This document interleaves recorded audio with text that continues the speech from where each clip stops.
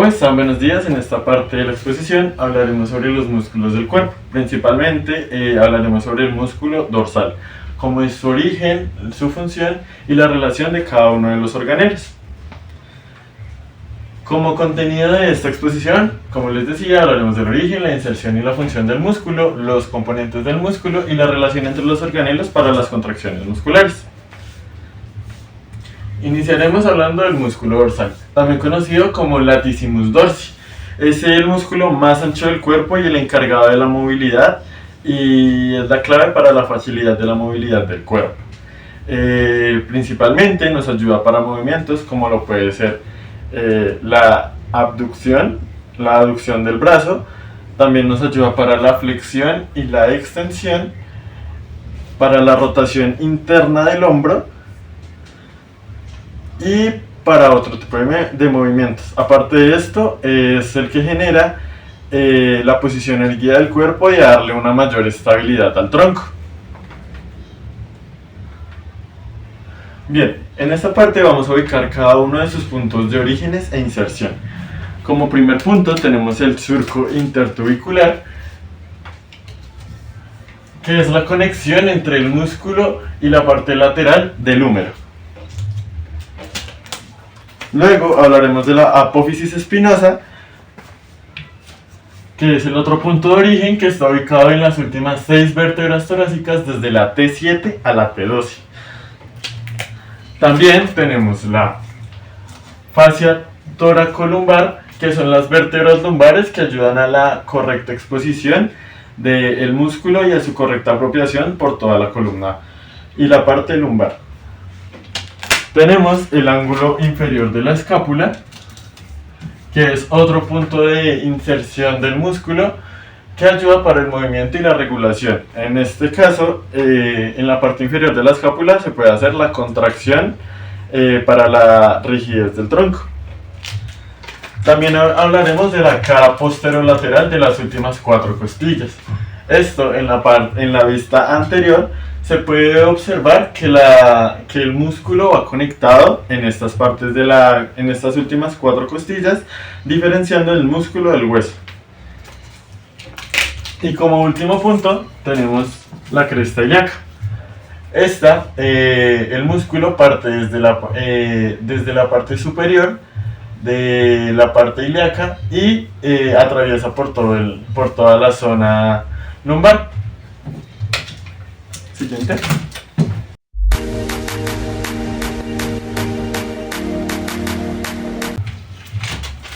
Bien, ahora hablaremos de los componentes, de los diferentes organelos que constituyen a la célula muscular y que nos ayudan para la constitución del músculo.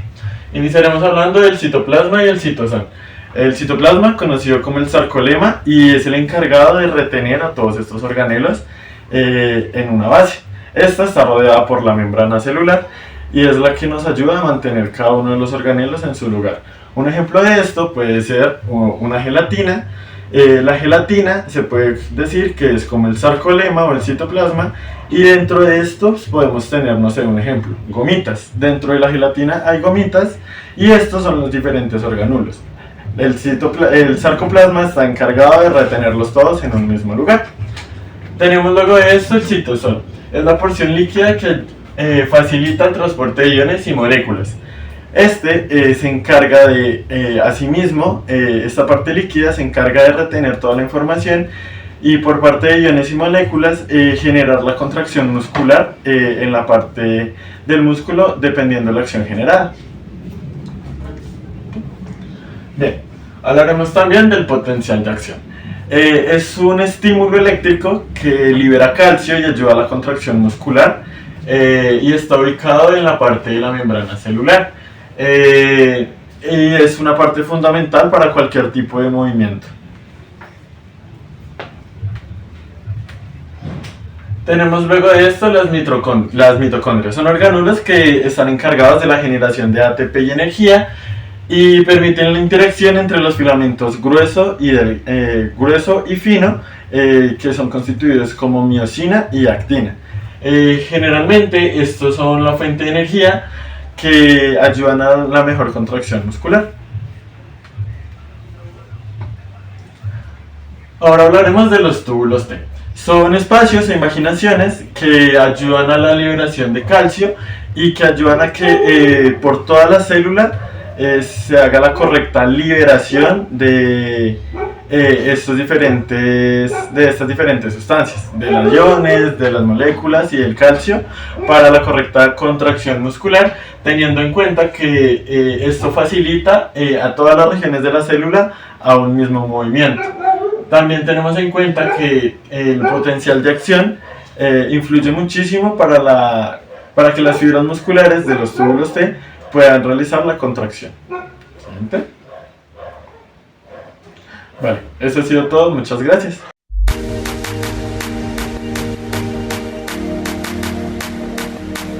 Braquial es un músculo de 3 cabezas ubicado en la parte posterior del brazo. Su función principal es la extensión del antebrazo en la articulación del codo. Como punto de origen tenemos que la cabeza larga se origina en el tubérculo infragelenoideo de la escápula. Punto de origen de la cabeza lateral tenemos que se origina en la cara posterior del húmero por encima del surco para el nervio radial. Y para la cabeza medial tenemos que se origina en la cara posterior del húmero por debajo del surco para el nervio radial. Tenemos que el tríceps braquial es clave para la extensión del antebrazo en la articulación del codo, lo que nos permite hacer movimientos como empujar, lanzar y estabilizar el brazo.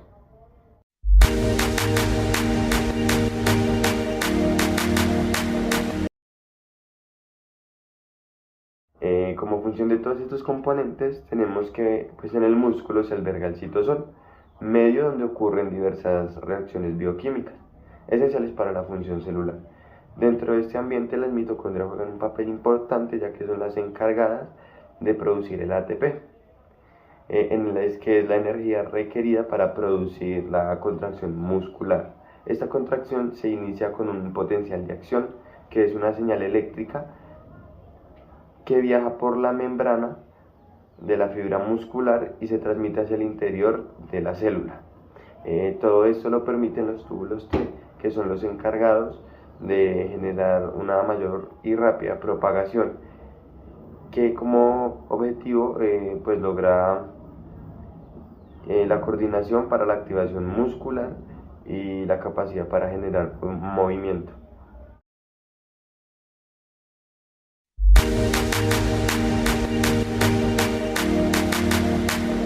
Hola, mi nombre es Naila Benachi y les voy a hablar sobre el bíceps braquial. El bíceps braquial es un músculo de 2 cabezas ubicado en el brazo. Tiene una cabeza larga y una cabeza corta. El bíceps largo tiene su origen encima de la glenoides del omóplato, en el tubérculo supraglenoideo. Y el bíceps corto nace mediante un tendón de la apófisis coracoides del omóplato. Este cuerpo se junta con el bíceps largo para formar un solo cuerpo carnoso. El conjunto del músculo desciende por el brazo para formar un tendón único, el cual pasa por delante de la articulación del codo y se inserta por delante de la parte alta del radio, en la tuberosidad del radio. Atraviesa 2 articulaciones, la del hombro y la del codo. A nivel del codo podemos presenciar la flexión y la supinación del antebrazo, que es cuando el radio gira de forma que la palma de la mano quede mirando hacia arriba. A nivel del hombro podemos presenciar la antepulsión y el bíceps largo participa en la abducción y el bíceps corto participa en la abducción.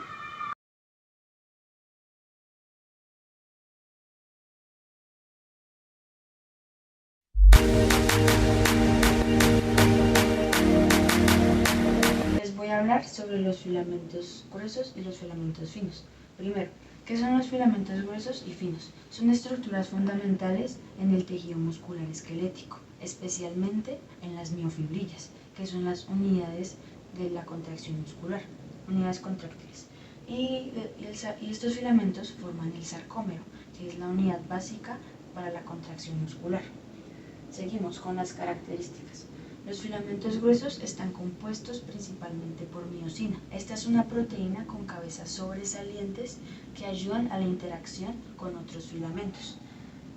Estos filamentos son un poquito más gruesos que los filamentos finos. Los filamentos finos están compuestos principalmente por actina, tropomiosina y troponina. La actina tiene sitios donde se une con las cabezas de la miosina al momento de la contracción muscular, y la troponina y la tropomiosina regulan esta unión. Estos filamentos son un poco más delgados que los filamentos gruesos. Y por último seguimos con las funciones. La función de los filamentos gruesos es generar la fuerza al momento que se desliza por los filamentos finos para generar la contracción muscular.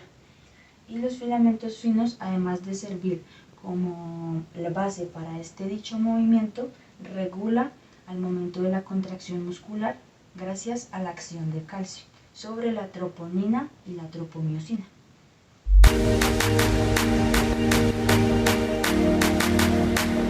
Hola, mi nombre es María Fernanda Camacho y hoy hablaré del músculo deltoides. El músculo deltoides es la musculatura del hombro, un músculo grueso y triangular. Su origen tiene 3 porciones, el cual el primero es la porción clavicular, tercio lateral de la clavícula, el segundo es la porción acromial, el acromión, y el tercero es la porción espinal, la espina de la escápula. El deltoides tiene como inserción tuberosidad deltoida en el húmero. ¿Qué movimientos permite el deltoides? Bueno, en esta situación, la porción clavicular permite la anteversión, la rotación interna y la aducción. La porción acromial permite la abducción y la porción espinal permite la retroversión, la rotación externa y la abducción.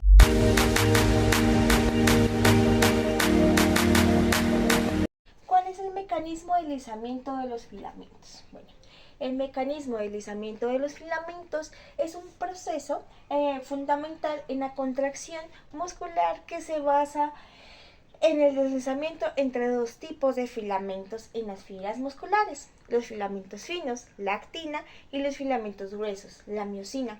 Durante la contracción muscular, las cabezas de miosina se unen a los sitios de unión de la actina, generando fuerza y tirando los filamentos finos hacia el centro, hacia la línea M, y acercando las líneas Z, por lo que resulta el acortamiento del sarcómero, es decir, el acortamiento de la fibra muscular. Pero, ¿cómo ocurre esto? Pues primero pasa por la activación del potencial de acción, ¿sí? Cuando el sistema nervioso envía un impulso eléctrico a través de una neurona motora, se genera un potencial de acción. Este impulso viaja a lo largo del axón de la neurona hasta la unión neuromuscular, donde se conecta con la fibra muscular. Después pasa a la liberación de aceticolina, ACH. En la unión neuromuscular, el potencial de acción provoca la liberación de ACH, un neurotransmisor desde las vesículas sinápticas hasta la neurona hacia arriba del espacio sináptico. El ACH se une a los receptores de la membrana de la fibra muscular, el sarcolema. Después pasa a la generación potencial muscular. En la unión de ACH y sus receptores abre canales iónicos, permitiendo que iones de sodio entren a la fibra muscular. Esto genera un nuevo potencial de acción en la fibra muscular que se propaga a lo largo del sarcolema y los túbulos T.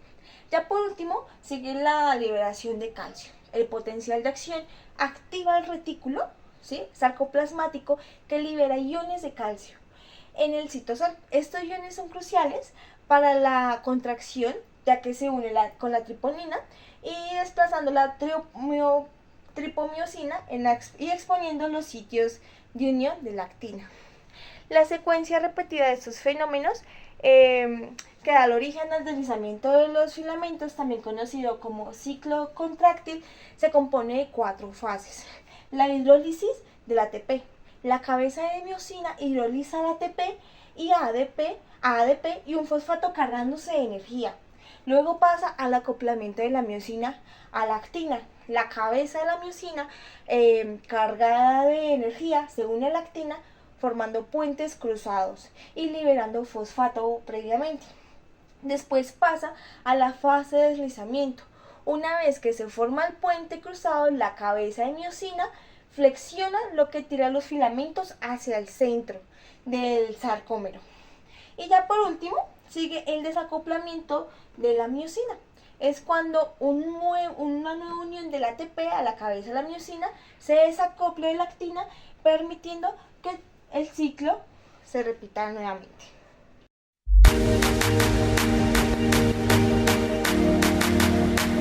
Bueno, ya hablando sobre lo que es el pectoral mayor, este tiene 3 puntos de origen, ¿sí? El primero es la porción clavicular, que es la mitad medial de la clavícula, ¿sí? El segundo es el esternocostal, que es del esternón del cartílago costal, que es de la segunda a la séptima costilla. Y la porción abdominal, que es la lámina anterior de la vaina del recto. Dentro de las funciones que estos cumplen son la adopción y rotación interna de todo el músculo, la anteversión, que es la porción clavicular de la porción esternoclavicular, y el músculo auxiliar de la respiración con la cinta escapular fijada.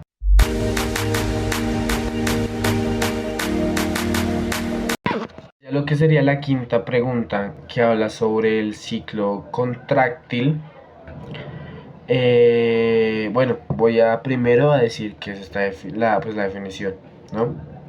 Bueno, el ciclo contráctil es el proceso mediante los sarcómeros lo que hacen es, por así decir, que se acortan y generan una mayor fuerza, ¿sí?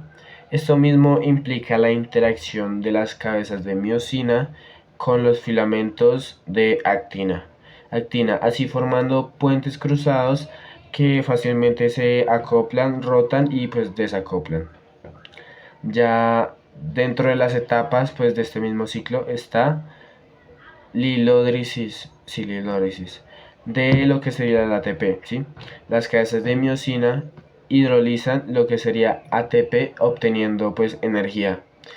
También aquí encontramos la formación de lo que serían puentes cruzados.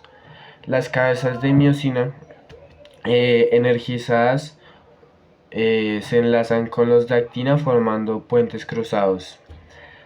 También está la fase de deslizamiento, en donde los puentes cruzados lo que hacen es rotan, deslizando los filamentos de actina sobre los de miosina, hacia lo que sería el centro del sarcómero, la línea M, acortando así el sarcómero. También en este podemos encontrar lo que sería el desacoplamiento de la miosina. Lo que hace acá el ATP es que se mueve haciendo que se desacople la actina, ¿sí? Y pues por último sería la repetición del ciclo. Sin suficiente ATP y calcio, pues el ciclo lo que va a hacer es repetirse y pues volver a hacer las etapas y pues por último volverse a repetir.